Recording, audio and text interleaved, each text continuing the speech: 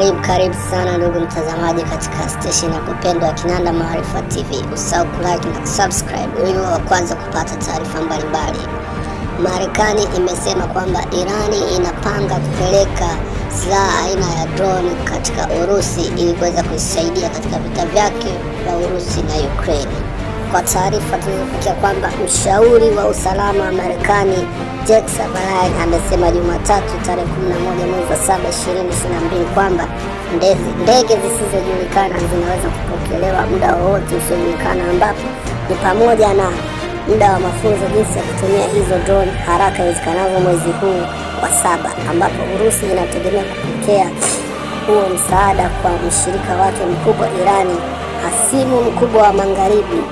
Na mnukuu, amesema serikali ya Irani inajiandaa kuipatia Urusi idadi kadhaa za unmanned aerial vehicle drone kwa muda wote kuanzia sasa, kwamba taarifa zetu zinatujulisha Irani inajiandaa kufundisha askari wa Urusi jinsi ya kutumia hizo drone haraka iwezekanavyo. Lakini mshauri huyo wa usalama wa Marekani hakutoa ushahidi wa taarifa kwamba kuthibitisha kama Irani itapeleka hizo drone kwa Urusi. Mpaka sasa matumizi ya drone vitani. Drone imetumika kati ya silaha muhimu sana katika pande zote mbili kati ya Urusi na Ukraine, lakini jeshi la Ukraine limefanikiwa katika matumizi ya drone za Uturuki lijulikanayo kama Bayraktar, drone ya kivita na ya kisasa.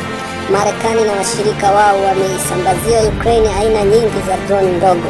Endelea kufuatilia Kinanda Maarifa TV ili upate habari kwa kina kuhusu vita vya Urusi na Ukraine. Unaweza ukatuma taarifa zaidi kupitia email saidi kinanda0@gmail. Asante sana.